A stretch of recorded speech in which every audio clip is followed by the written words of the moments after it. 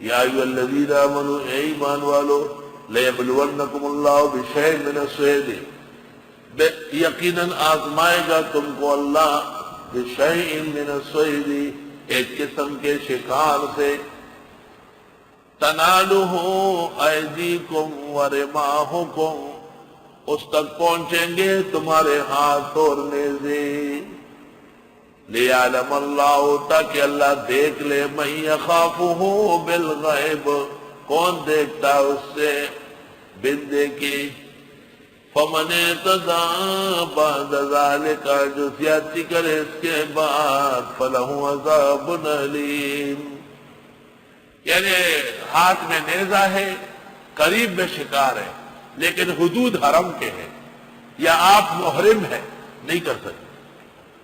یا ایھا الذین آمنوا، خطاب نمبر 14، لا تقتلوا الصید، شکار نہ کرنا، وانتم حرم، اور تم احرام میں ہو، ومن قتلہ منکم متعمدا، جس نے شکار کر لیا جان بوجھ کر، فجزاء مثل ما قتل من النعم، پس بدلہ دینا ہوگا مانند وہ جو مار چکا ہے مویشی، یحکم بہ ذوی عدل منکم، فیصلہ کرے اس کے بارے میں دو تجربہ کار تم میں سے، کہ یہ جو جانور اس نے شکار کیا یہ کتنے پیسوں کا ہوگا، اتنے پیسوں کا جانور، یا اس کے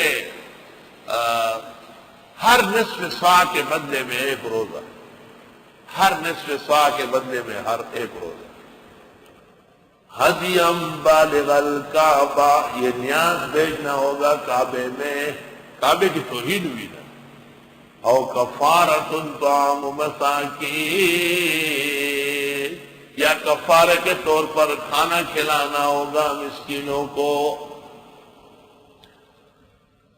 مثلا 10 صاع بن جائے اس کی قیمت، تو نصف صاع کے بدلے میں ایک روزہ ہے، 20 روزے رکھیں، او عدل ذالک صیاما، یا اس کے برابر روزے رکھے، لیذوق وبال امرہ، تاکہ چکے سزا اپنے کیے کی، عفا اللہ عما سلف، معاف کیا اللہ نے جو ہو چکا، ومن عاد، جو آئندہ کرے، فینتقم اللہ منہ، اللہ بدلہ لے گا اس سے، واللہ عزیز ذو انتقام، اور اللہ غالب اور انتقام لینے والے ہیں۔ یہ ہو گیا مقام الوہیت 26ویں جگہ، واللہ یحب المحسنین 25ویں جگہ۔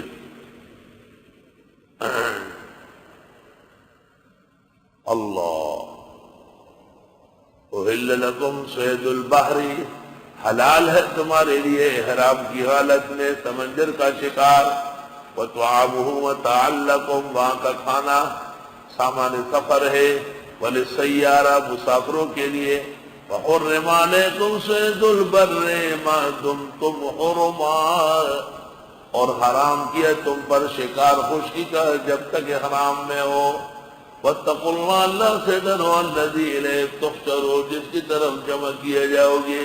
مقام الوہیت 27ویں جگہ، جعل اللہ الکعبۃ البیت الحرام، بنایا اللہ نے کعبے کو بیت الحرام، قیاما للناس، قیاما للناس، کارگزاری کے طور پر لوگوں کے لیے، لوگ قائم ہوں گے جب تک کعبہ قائم ہوگا۔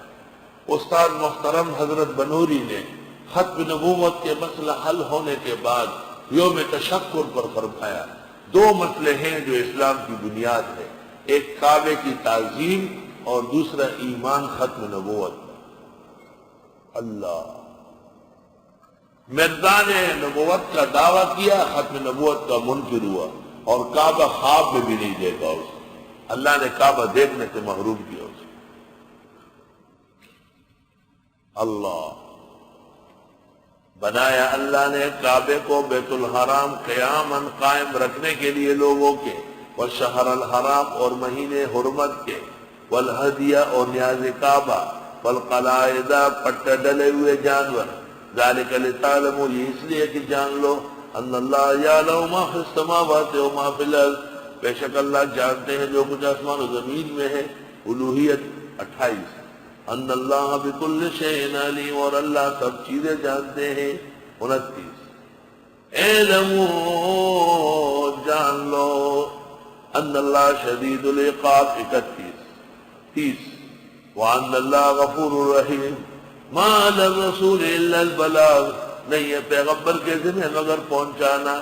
واللہ یعلم، اور اللہ جانتے ہیں وہاں تم دور جو تم ظاہر کرتے ہو، وما تکتمون جو تم چھپاتے ہو۔ قل لا یستوی الخبیث والطیب، آپ فرمائیے برابر نہیں ہے ناپاک اور پاک۔ آپ فرمائیے برابر نہیں ہے ناپاک یعنی حرام اور طیب حلال۔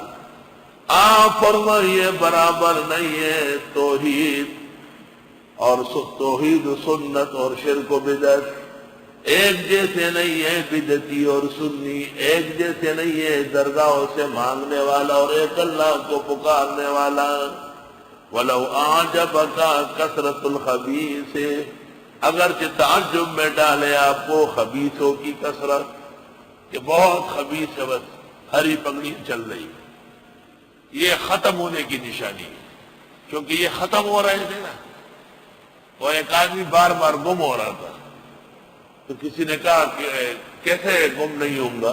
تو اس نے کہا گلے میں زنجیر ڈالو، تو گلے میں زنجیر ڈالا، سامنے آئینہ پڑا ہوا تو اس کو دیکھ کے ہنس رہا ہے، کہتے ہیں وہ تو میں ہوں تو یہ کون ہوں؟ یہ وہ ہری پگڑی والے تو یہ ہے، تو بدعتی خود کہاں چلے گئے، وہ انشاءاللہ ہم قریب قبر میں جا رہے ہیں۔ یہ جب آدمی گم ہونے پر آتا ہے وہ پھر نئی نشانی اختیار کرتا ہے، نئی نشانی۔ احمد رضا خان نے خواب میں بھی ہری پگڑی دی گئی، اس زمانے میں کتھئی پگڑی کا رواج تھا، اس لیے نورانی گروپ جو ہے وہ کتھئی پگڑی والا ہے، یاد رکھ۔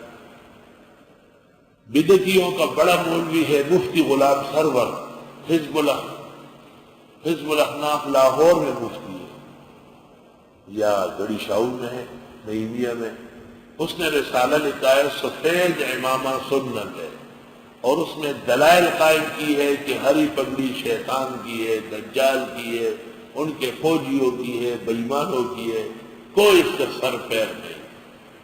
بعض لوگ کہتے ہیں کہ ہمارے بزرگوں کی رہی ہے۔ الحاوی للفتاوی میں جلال سیوطی نے لکھا ہے وَأَمَّا الثَّوْبُ الْأَخْضَرُ عِنْدَ بَعْضِ الصُّوفِيَّاءِ فَلَا أَصْلَ لَهُ فِي الدِّينِ، کوئی حقیقت نہیں اس۔ آپ فرمائیے لا يستوي الخبيث والطيب، برابر نہیں ہے ناپاک اور پاک۔ وَلَوْ أَعْجَبَكَ، اگرچہ تعجب میں ڈالے کثرت الخبیث، خبیثوں کی کثرت۔